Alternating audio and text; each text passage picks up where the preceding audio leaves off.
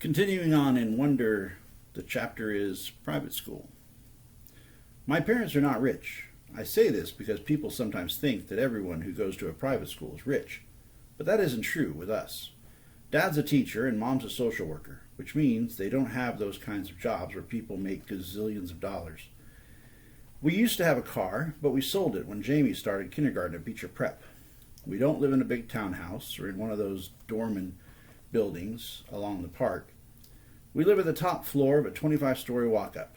We rent from an old lady named Doña Petra, all the way on the other side of Broadway. That's code for the section of North River Heights where people don't want to park their cars. Me and Jamie share a room. I overhear my parents talk about things like, can we do without an air conditioner one more year? Or maybe I can work 2 jobs this summer. So today at recess, I was hanging out with Julian and Henry Miles. Julian, who everyone knows is rich, was like, I hate that I have to go back to Paris this Christmas. It's so boring. Dude, but it's like Paris, I said like an idiot. Believe me, it's so boring, he said. My grandmother lives in this house in the middle of nowhere. It's like an hour away from Paris in this tiny, tiny, tiny village. I swear to God, nothing happens there. I mean, it's like, oh wow, there's another fly on the wall. Look, there's a new dog sleeping on the sidewalk. Yippee!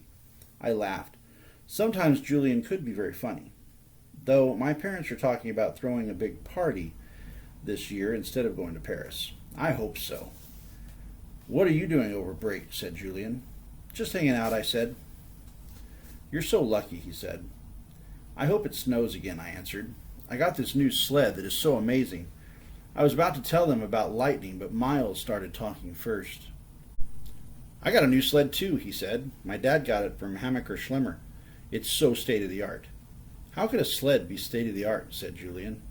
It was like $800 or something. Whoa. We should all go sledding and have a race down Skeleton Hill, I said.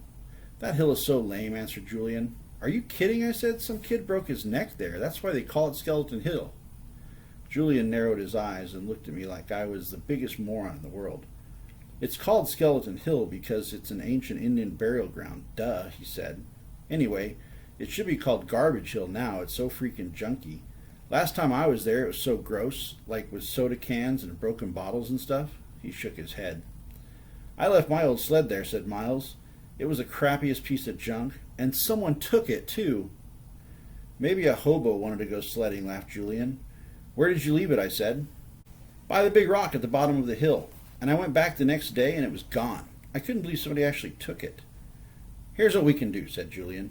Next time it snows, my dad could drive us all up to this golf course in Westchester that makes Skeleton Hill look like nothing. Hey, Jack, where are you going? I had started to walk away.